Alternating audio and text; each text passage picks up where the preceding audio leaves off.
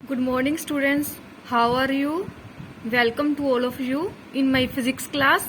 We have started the chapter electrostatic potential and flux, and we have covered the topic electrostatic potential energy, electrostatic potential, electrostatic force or conservative force, electrostatic potential due to a point charge, electrostatic potential at a point due to a group of charge.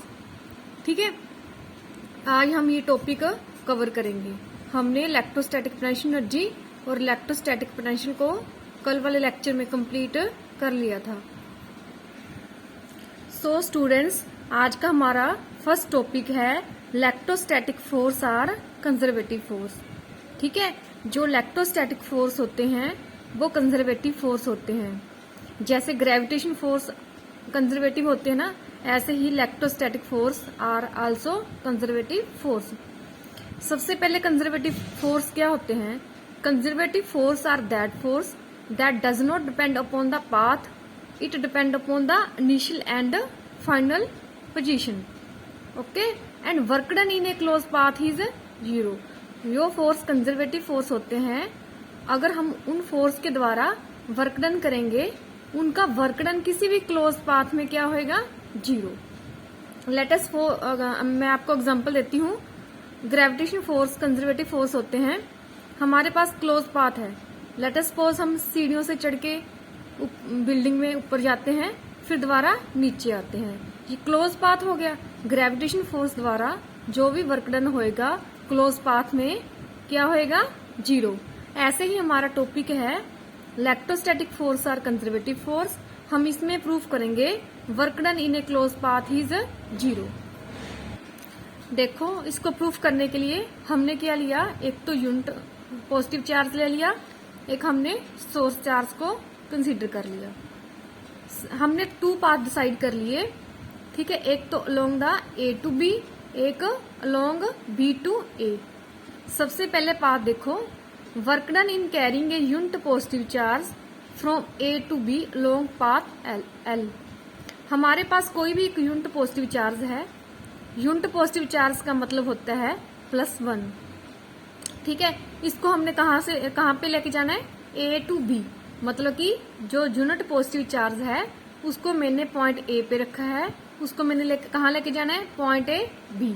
Okay, तो इस side हमारा क्या है? Source charge. देखो, जो point B है that is close to source charge. ठीक है, इसलिए यहाँ पे पोटेंशियल मोर होएगा और यहाँ पे पोटेंशियल लेस होएगा.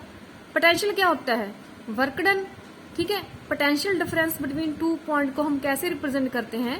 Potential at a point B minus potential at a point A. मतलब कि बी पॉइंट पे पोटेंशियल ग्रेटर है, इसलिए हम इसकी वैल्यू आगे लिखेंगे, और पॉइंट ए पे पोटेंशियल लेस है, इसकी वैल्यू हम यहाँ पे माइनस में लिखेंगे. कल मैंने आपको पोटेंशियल की डेफिनेशन बताई थी. ये क्या होता है? वर्क डन होता है. ठीक है, work done upon test charge. Test charge को हम लेटेस्ट सपोज क्यू नोट लेके चले हैं, इसलिए टू पॉइंट के बीच में पोटेंशियल डिफरेंस क्या आएगा? Potential at a point B minus potential at a point A. देखो, वर्क डन अपॉन चार्ज. हमने ए भी लिखा है क्योंकि हम चार्ज को पॉइंट ए से कहाँ तक लेके जा रहे हैं? बी तक.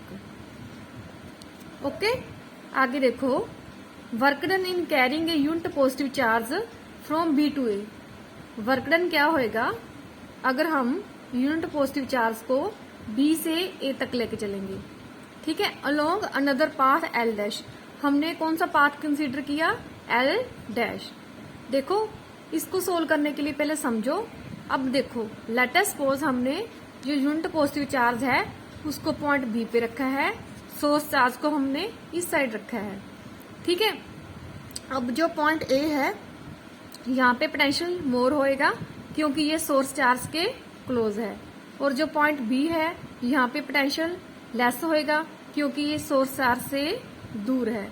अब देखो, +1 चार्ज को हमने पॉइंट बी पे रखा, इसको हमने बी से ए तक लेके जाना है.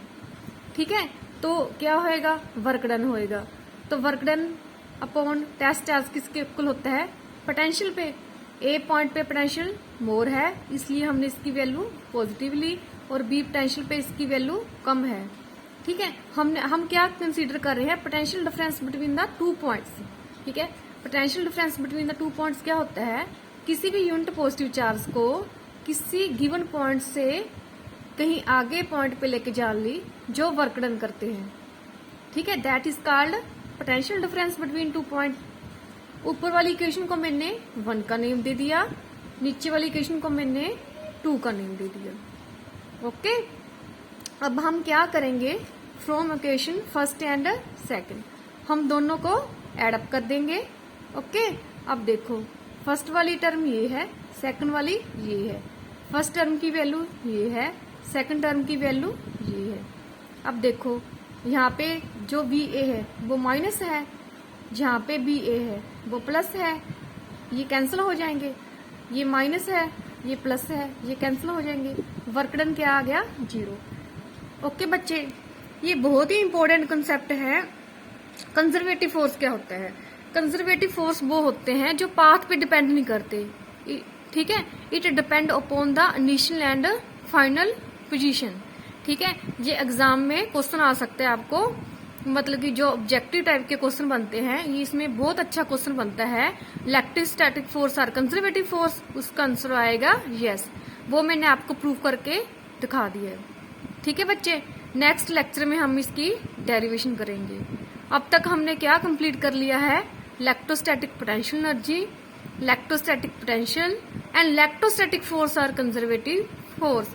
मेन हमारा क्या टॉपिक है, जो इलेक्ट्रोस्टैटिक फोर्स हैं वो कंजर्वेटिव फोर्स होते हैं। ठीक है बच्चे, इसको साथ के साथ आप राइट करके देखा करो और अच्छे अच्छे नोट्स बनाया करो। ओके, अगर कोई भी प्रॉब्लम हो तो मेरे साथ शेयर किया करो।